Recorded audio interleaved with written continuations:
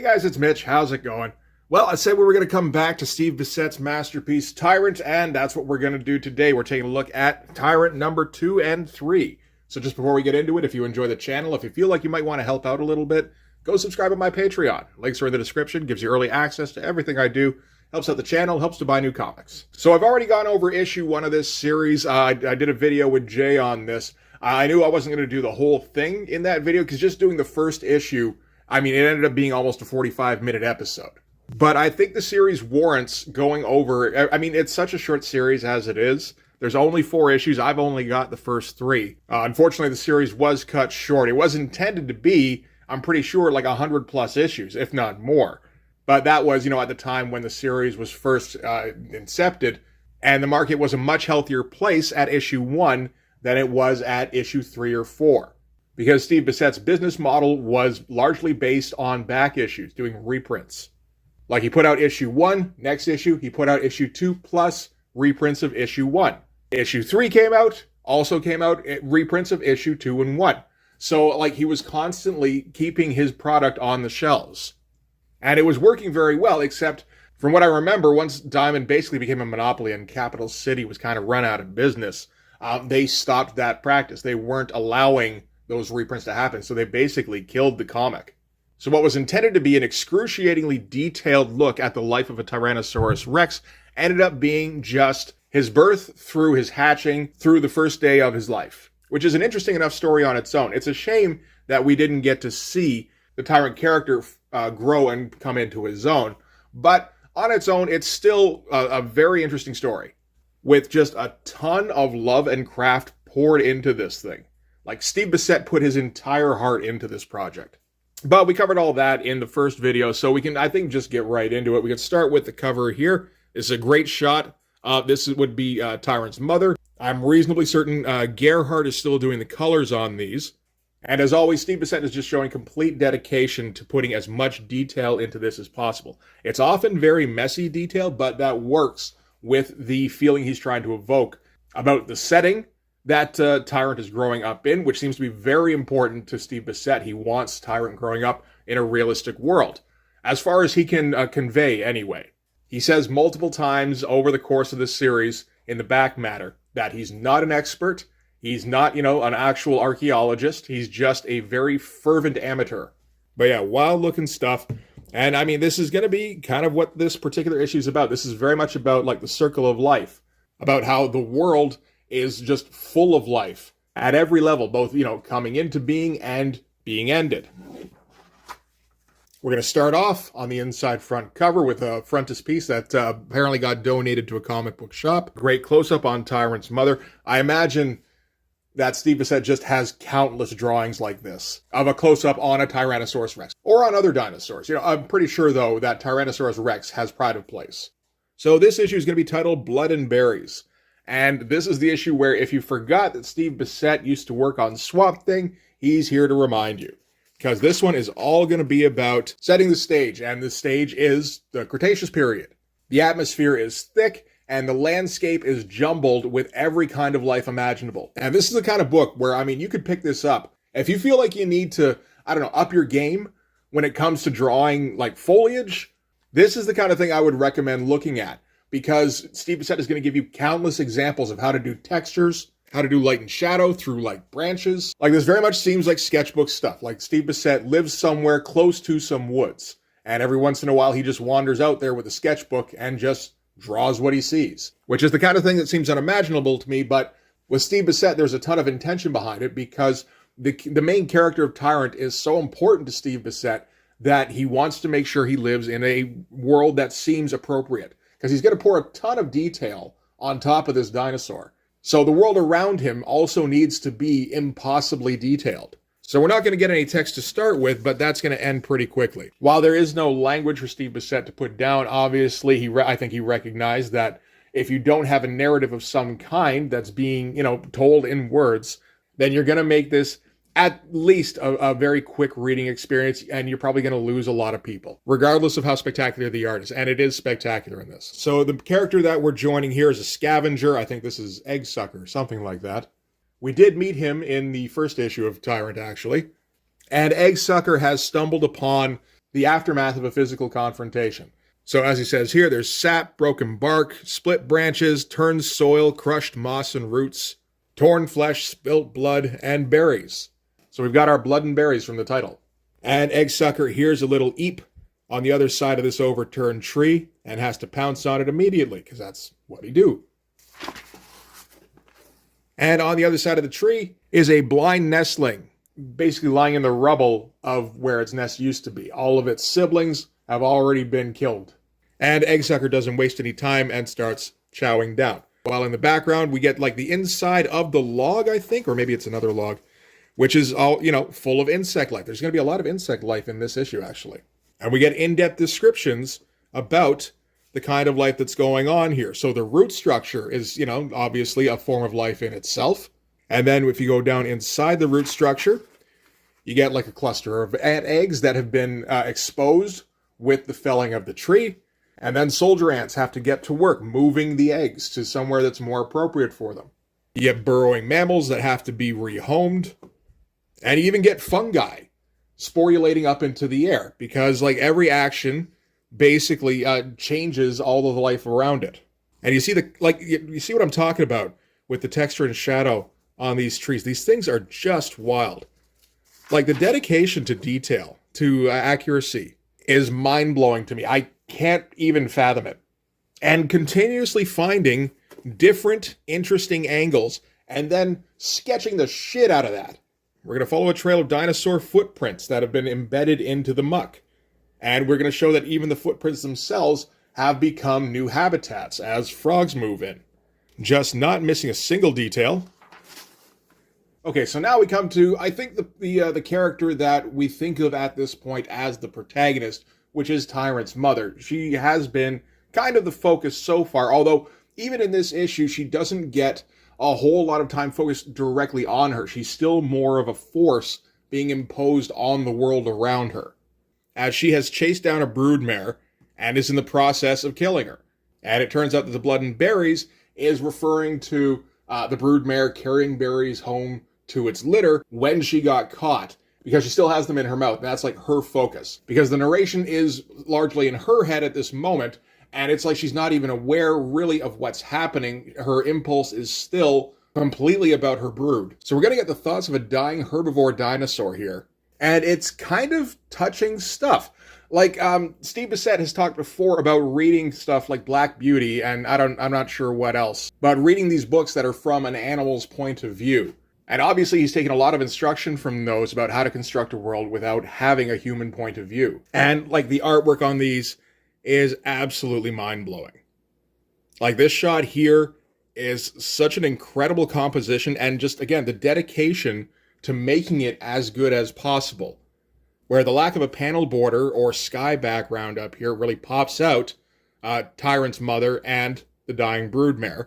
But, there's so much drawing supporting this. Like the drawing itself of the two dinosaurs is very small in comparison, and he's devoting so much time to just this root structure. He did something similar in the first issue, where we first see Tyrant's mother. And there's so much care in all of this texture, and it's all kind of scratchy hatching.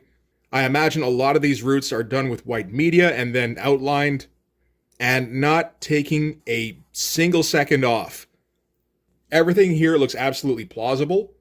When we get the close-up on the T-Rex and the broodmare, there's so much detail in the heads, the faces. Like, this is kind of a money shot, really. And the lack of panel border, makes this moment kind of timeless, which is interesting from an animal's point of view, because, there's no conception of time, so every moment, I would imagine, feels kind of timeless. The T-Rex releases the broodmare, and she kind of falls to the ground, and her thought is still of trying to escape so that she can get the berries home to her brood. Like, it's kind of heartbreaking. So much great work in all of the rendering in here. And particularly since, Steve Bissette, at least in comics, like in professional comics that he's been published in, I don't believe he's worked very much in black and white before this, but this is obviously designed to be strictly a black and white comic book. And he's absolutely maximizing the dark versus light balance. There's no intention for any of this to ever be colored. So Steve Bissette knows that there's no colorist picking up any slack on this, so he has to go hard on every single square inch of detail, like the close-up on the head here as the broodmare dies, is just like a fanatic level of dedication. It's gorgeous looking stuff. And the berries finally spill out of her mouth along with her blood as she dies. And we get more stuff about how this feeds into Circle of Life, as a whole bunch of insects either start to focus on the berries or the blood, and the blood itself gets soaked up by the earth, which feeds into all of the root structures around it. There we go. We see how this feeds into not just the soil, but maggots and grubs, all sorts of insect life, all sorts of bacteria. And of course, Steve Bissette still eschewing anything resembling a standard panel grid. It's absolutely wild, and it's brilliantly crafted. And the transition from the soil into what's buried beneath the soil, which in this case is the egg that's harboring the young Tyrannosaurus that is eventually going to become Tyrant. So very interesting second issue, partially because there still isn't anything resembling a plot, and you start to get the feeling there isn't going to be. Not really. This isn't going to be Land Before Time, where, the dinosaurs have to find a new place to move, and there's a ticking clock element, and they make friends along the way, and they're harried by, it's been a long ass time since I saw Land Before Time. But, there's no plot elements to keep people interested. The only thing to keep your interest is, one, how much do you like dinosaurs? And two, how much do you like an insane amount of detail in your artwork? And luckily for me, that is one, pretty much. I was a dinosaur kid growing up, nothing like this, but I think I certainly would have dug it, at least for a little while. And two, very much so. And we get more of our letters coming in. I think this was put out probably on a bi-monthly basis or pretty close to. And all of the back matter, of course. I think there's very much an idea in Steve Bissette's head about what kind of audience that he wants buying this book long term. Like, he understands that the first issue, maybe even the first few, are going to be picked up by speculators, because the speculator market is still a thing in 1994, 95, even if it is dying off. And it's a pretty flashy looking book if you see it on the racks. So, the odd casual is going to pick it up and go, man, this looks kind of cool. It's about a dinosaur. I kind of like dinosaurs. But long-term, what he wants is dinosaur enthusiasts. And I think the story structure kind of reflects that. Because since there's no plot, all of the description is about the world, at least at this point. Eventually, once Tyrant is born, it's going to be all from his perspective, I would imagine. Although, we didn't get to see much of that. So these first couple of issues, on top of being absolutely incredible, I think there is a weeding out process going on where it's like, okay, how much do you want to keep up with this project?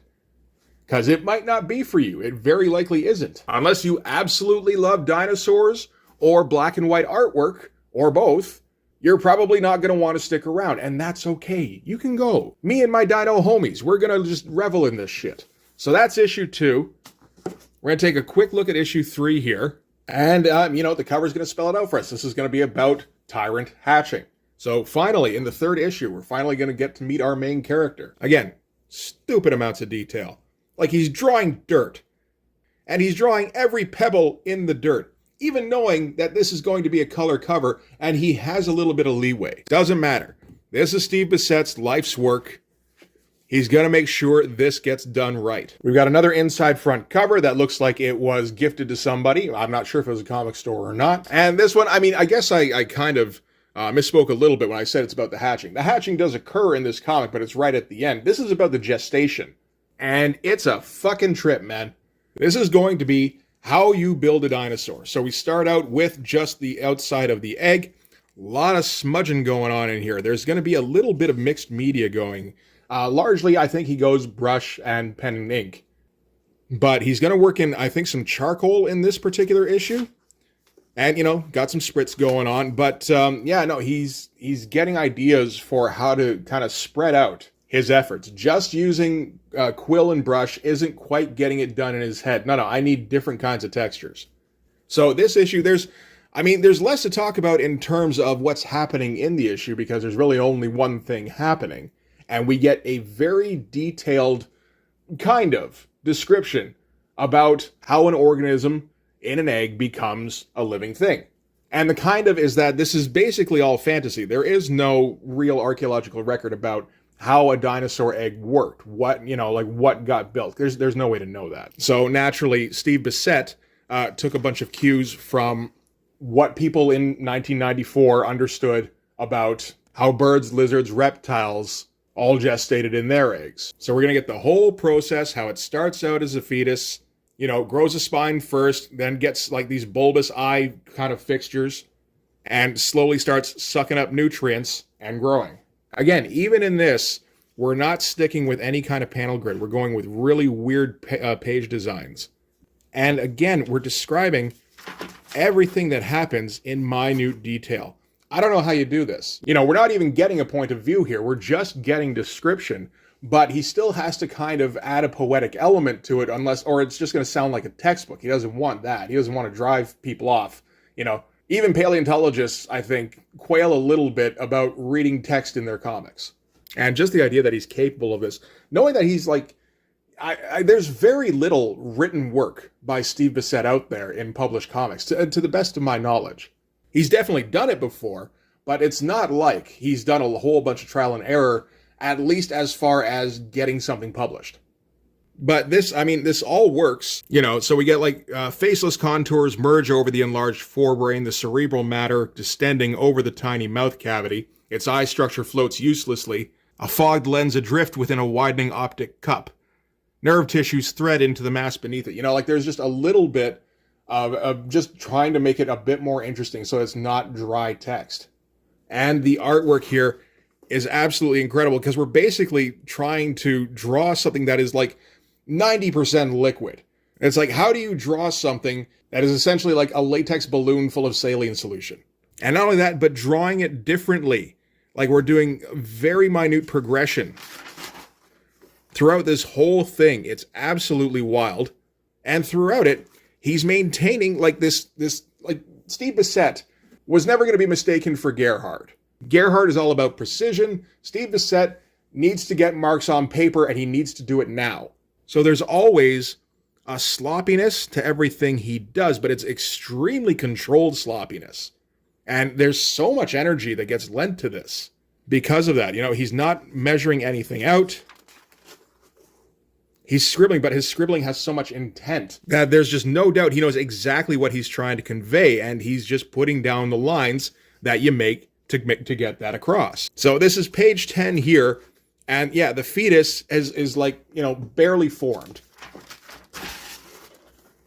The lighting on this is wild because, it's in an egg under the ground. There is no lighting. He's completely making this shit up. But you look at all of the contours he's getting here, and it all makes perfect sense. All this glistening all over here that looks like it's cut in with white media. Again here, this is definitely like just taking a brush and splatting it down all over the place because he needed a little bit of extra texture. This is all pretty finely cross-hatched. And, we finally get just a big kind of glory shot of the fetus inside the egg. And is gross. And then this page here is kind of a standalone page, interestingly, because it's done in charcoal as far as I can tell. Might be some pencil in there, but I think, yeah, for the most part, all charcoal. And he is scribbling the shit out of everything here. So with pen and ink, there is some precision that has to go along with it. Because otherwise you just get smears. With the charcoal, smear is part of the intention. So he's just going back and forth, super fast, throwing down marks all over the place. Absolutely wild. And then, yeah, that's the only page in this issue that looks like that. Again, with these crazy page designs, as Tyrant is almost completely formed now, and he's got the little egg tooth on the tip of his nose here for busting through the surface of the egg. So that's the purpose of this particular panel design, where everything is kind of directed towards the opening that Tyrant is creating. Tyrant's mother can hear him under the dirt as he kind of shuffles and digs away. You see this shot here with the different kind of strokes he's getting, where he gets very precise and minute with the scales, and then, a bit quicker with the surface of the egg here, and then throws on some pretty wild brush strokes on top of it, and then white media on top of that. I would have loved to see Steve Bissett working on a page. I bet it's just a wild scene. It seems like it would be a workout. So we get the mother, and she's, kind of, gently, patiently scraping the dirt off of the surface of the egg so that Tyrant can come out. And we get the, as far as I know, the only instance of this so far, or in the entire 4 issues, where there's some English, as we see the word, the broken down word hungry. And, like spoken English. And I kind of translate that as the infant making a sound that the adult understands. There's a specific communication going on. I don't think there's going to be any talking between, like dinosaurs of the same race. I wonder, though, if this would have maybe been the only time this happened. It's worth wondering. But, wild splash to end on here. Again, just a fantastic composition. And we get the back matter again. That is the end of issue 3. We get some more letters. One from Tom Palmer Jr., who was working at Wizard at the time and had a big hand in exposing people to lesser-known comics. I'm pretty sure that's the first place I heard about Cerebus. That's the first place I heard about Charles Burns or Paul Pope or Mike Allred, I believe. And I'm quite certain that Tom Palmer was kind of running a campaign for Tyrant through Wizard at the time, because I remember getting some time in Wizard. And it's not necessarily the kind of book that, Wizard would normally focus on. I think at its peak, Tyrant had a print run of about 35,000 copies, at least on, the first run of each issue. In 1995, Wizard doesn't give a shit about that. But I think Tom Palmer was kind of banging the drum and letting people know about it, because it is an incredible piece of work. Again, just all sorts of dino shit. All sorts of stuff about dinosaur movies. In the last issue, because in the first issue, he did a review of Jurassic Park that wasn't entirely glowing. Second issue, he brought in a paleontologist student to give his review of Jurassic Park, because you need to fill up these pages with dino content. And yeah, this Bless the Beast thing that keeps returning and isn't funny, but oh well. And an ad for Xenozoic Tales on the back here. So Mark Schultz is back, and I believe Mark Schultz drew this, so that seems like a good thing, because that's fucking great looking. Xenozoic Tales might be something to look into at some point. So yeah, that is Tyrant issue 2 and 3. The downside, of course, is that we never got a Tyrant issue 5, or issue 50, or issue 100, which seems to be the direction that he was taking. But we did get those 4 issues, and they're absolutely spectacular. They are just a monument to how much one man loves dinosaurs. And it's a bit. You can still find copies of at least a couple of these. If you can't find them at a local comic shop, you can order them off of mycomicshop.com. Issue 1 and 2 are available on there right now. I might have gotten the last copy of issue 3 they had for a little while, but it's not really important which issue of Tyrant you get, because the same level of dedication is going to be there in every single issue. Although if you get issue 4, I would expect you to send that to me, because I don't have that one just yet. So that is going to do it for this one. Thanks very much for watching. If you like this video, please hit like, hit subscribe, hit the notifications so you know when the next one's coming out. Go over and subscribe on my Patreon. Gives you early access to everything I do, from the Blood Force stuff to the YouTube videos before they get uploaded to YouTube, as well as some Patreon exclusive content. You can also follow me on Instagram and DM me there for commissions, and you can join the Blood Force Discord server. But yeah, that's going to do it. Thanks again for watching, guys. I'll see you in the next one. Bye-bye.